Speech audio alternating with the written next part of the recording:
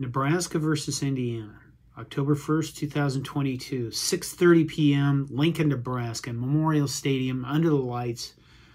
Hopefully it'll be a good time for Nebraska fans. Can Nebraska win this game? Well, we're favored by 4.5 points. I'm John Johnston, Corn Nation. Please subscribe to this channel and hit the like button so more people see this video. I thought about this game and I thought, you know, this is a winnable game for Nebraska. Indiana is 3-1, Nebraska's 1-3, but Indiana really isn't that good a football team. And if we're going to win a game the rest of the season, we need to start here because this could be a winnable game for Nebraska, as bad as we've looked. And I think the biggest key to the game, beyond, you know, the standard, don't turn the ball over and minimize penalties, those things are always a given. But I think the biggest key in this game is going to be for Nebraska to run the ball. At least control the clock. If we can mix in a short passing game there where the ball gets out quick and we gain short yardage on throws, that's fine too. But the key is keeping our defense off the field, keeping Nebraska's offense. I know that our offensive line isn't that good, but Indiana's defense isn't that good either, especially against the run. They're 77th nationally. And maybe this is the time for Nebraska to gain some confidence by being able to run the ball well, control the clock, which means every time they walk up to the line, they're snapping the ball with 2 or 3 seconds left, shortening the game, controlling the clock.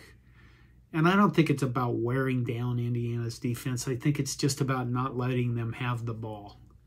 And that also means staying on schedule. And what does that mean? That means, you know, picking up yardage on first down, picking up yardage on second down, minimize your negative plays, minimize your dumbness.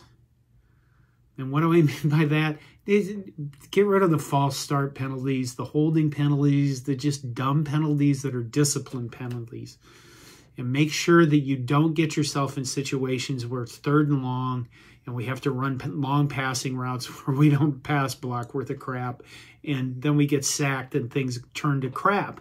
And that's another big key to this game, is make good things happen or don't let bad things happen. And bad things happen like giving up a sack where you let your quarterback get hit and he coughs the ball up and you give Indiana short yardage. I mean, we've seen this year after year now under the former coach's era, in which we had a weak team mentally. If bad things happened, they fell apart.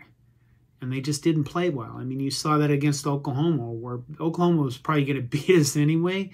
But Dylan Gabriel in the first quarter goes on a 61-yard run. And the team largely falls apart after that. So make good things happen. Just simplify the offense, run the ball, mix in some throwing, keep the Indiana defense on the field, and keep their offense off the field. The good news is that the rushing offense for Indiana is like 108th nationally. So, and I know what your thought is. You thought, well, we'll make them look like world beaters. And that could be true because we're not good. We haven't played well. Maybe things will be changed now that Scott Frost and Eric Trinander are both gone. You got to go with what you know, and what we know is our defense is just not good at all. Even not good is above where they're at. They're terrible. So keep them off the field. The good news is we should be able to keep everything in front of us. Don't give up big explosive plays. And I hate to say bend but don't break, but I think that'll be a big key to this game. Is this winnable? You know, I got to believe it is. I got to believe that Mickey Joseph and during the bye week and being able to do something, maybe he's going to get some good out of this team. And I guess we're going to see it. And maybe, I hate to say this, get some hope for the rest of the season. Or maybe we should just shit can that and just watch and see what happens with bated breath. And it's a night game, so you can all drink yourselves silly before the game.